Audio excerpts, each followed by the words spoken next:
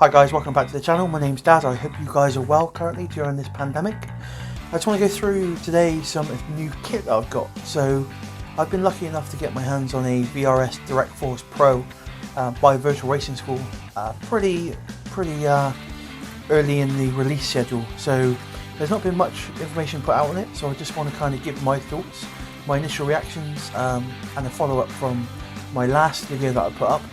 Of actually some gameplay, and now I've actually had a lot more time with it to give my thoughts and feedback on it. So as you can see, whilst I'm talking, there is some feedback. There's just some racing going on.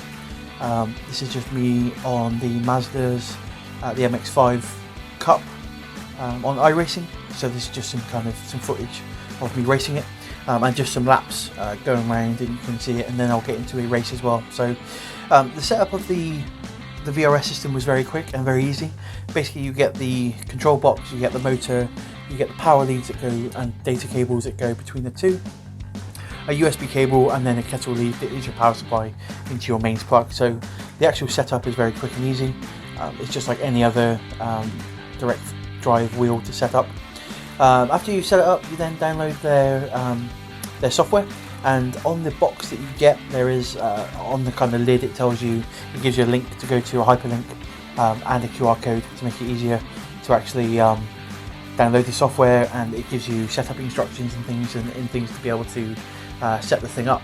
So very quick and easy to set up. As soon as you turn it on, it detects the wheel via USB, and in the actual settings, you've basically got the center of the wheel, do the rotation of the wheel, the maximum force you want on the wheel. You can then change the dampening and a couple other settings as well. They are working on more settings to come as well, so there will be more coming out later down the line. But it is a first build of it, so it's got kind of what it needs to have, and it's it's pretty much there. It works, and you'll see in a minute. I'll play about with kind of taking my hands off the wheel, and you'll see there's no oscillation, and it's just nice to handle. Some people would want more sliders and more kind of things to be able to adjust, but also it's nice to not need them and for it to just to work. I've currently got mine set at about 20% on the software, and then in the game I've got it set at a strength of about 6 for the Mazdas, the MX-5s. So it gives me a nice little bit of feedback. It's not too aggressive, but it's enough to be able to see when the car's sliding, when it's understeering, oversteering, when I've kind of lost the grip or I've got it, and it's just nice. It gives me some feedback through the road and things. So it's kind of what I needed, and it's great. I don't need the 20 Newton meters. It's nice to have it, but for a lot of people, 20 Newton meters is more than enough. 10 Newton meters is more than enough for most people. It's nice on some games to be able to have the extra force if you want it, but I kind of didn't need it that much. And here we'll see me kind of taking my hands off the wheel, being a bit more lighter on the wheel, and showing you there's no oscillation. So one of the big things for these sorts of wheels, direct drive wheels, is oscillation, and it kind of losing its control. But you can see here going down the straight, and even taking my hands off whilst I'm coming out of the corner, it's still not oscillating. It's just driving straight. And I think if I remember correctly, if I go around this corner, I will kind of lose control, and you'll see that it will snap back to center as I go around. So as I go around here, I'll catch the grass on the right, and then you can see if I let go, it kind of snaps its way back to center. So it's quite nice that it can kind of do that. A lot of wheels won't be able to do that, so it's nice that it's not. I saw a review on some other wheel, and someone said it's kind of like cheating. It kind of is. It's kind of nice that the wheel will guide you as well as you being able to guide the wheel, and be able to get the wheel to do what you want it to do, really. So yeah, really good like that. The force feels really nice through the wheel. It gives you a nice smooth feel. You can feel all the textures that you need to, and there's nothing really missing. Now this is obviously going to be compared to a couple of different wheels, and basically the direct drive ones that are out there. So the two main ones you've got is obviously Simicube 2 and the Fanatec direct drive system, the DD1 and DD2. So I've been lucky enough to play with all three of these wheels now. I've had the DD2 myself, I've played with a friend's Simicube 2, and I now obviously own the VRS. I can tell you that the Simicube 2 is the better wheel, but then when you think of it, they've also had 5 years of development to get to that stage. This isn't far behind the Simicube 2 for feel for me. It feels really nice and really quite close to what the Simicube 2 is. The DD2, on the other hand, is a lot further behind than this, I believe. For me, I've tried different settings with the DD2. I've tried the ones they recommend, ones from other people, ones that I played with, and whilst I got it close and it felt nice, it was still not as refined as I thought it should be for the price of the unit. Now, to get into the price of units, this unit cost me £895 to buy, and that's because I had the midge motor, the control box, and then I bought the hub for the wheels to go onto. You can also buy, if you need to, the mount for the basically the motor mount. I already had one from SimLab, so I didn't need to buy that, but mine was $895 for the 3.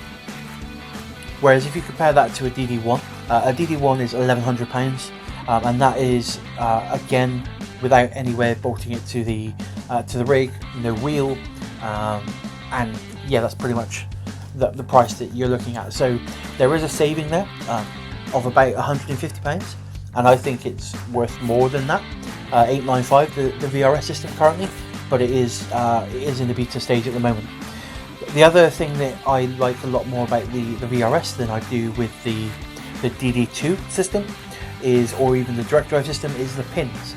So the one thing that I worried about with the Fanatec's was the pins. You see a lot of reports of people's pins breaking in the wheels, and that basically comes down to the movement of the hub and the quick release. I could never get rid of all of the movement in that quick release, however much I cranked on that quick release wheel or screw. So I always worried about the pins breaking or the issues like that. With this system, obviously you've not got the pins, you use a different quick release system. I currently use the Q1R just for ease, and obviously that's not got any pins in it. The wheel actually has been converted to USB, so it all runs through a USB cable and doesn't use the Fanatec pins, which is great. It gives me that peace of mind that I'm not going to worry about the wheel breaking halfway through a race if a pin snaps or something happens to those pins. That was my main concern with the reliability of the Fanatec stuff, and not having that on this is obviously taking that weight off my mind that could happen. So as you see, I'm just running through a race. I had a slight incident with the green car in front of me and tapped the back end of him. I then ran wide, and now we're going to have a bit of a race around the circuit. But it feels nice. Throughout a whole race, it felt really nice. I was able to feel any slides, any movement. I was able to correct a couple kind of mishaps that I had as well. So it was nice and simple to use. And that's what I can say really, is it's just a great piece of kit for the price that you're paying for it, $895. I think it's really good. VRS are very much, this is their first iteration of this. This is their first iteration of this wheel. It's the first iteration into hardware. So for them to be so close already, it's just testament to how much research and development they put into it. And I'm very excited to see where it's going to go further down the line, and to see what other tweaks and what other implementations they're going to add to it. I've had a couple conversations with VRS themselves already, and gave them my feedback of what I like about the wheel, what I don't like about the wheel, a couple things that I could see being better, and they've taken them on board, and already I've got a firmware that has taken away a couple of niggles that I had already, and they are happy to help to get this as good as they can. So yeah, I just want to give my first kind of thoughts on the wheel, give you some feedback, give you some kind of footage of it being used. It's great, I can't fault it. I'm having fun with it, and I'm just going to keep racing. So yeah, I'll do some more videos of different cars. I'll do some different races and kind of time trialing, so you can see the different kind of forces going through it. It's really hard for me to be able to show you the force going through the wheel and the sensation, just because of the way that obviously I can't really show you it. It's a feel thing. But trust me when I say it's great. It's money well spent, and I'm looking forward to seeing where this goes. So there we go, guys. Just wanted to give you a quick 10-minute video, just a quick rundown of the wheel, and just give you a bit of my thoughts. Thanks, guys. I'll see you on the next one.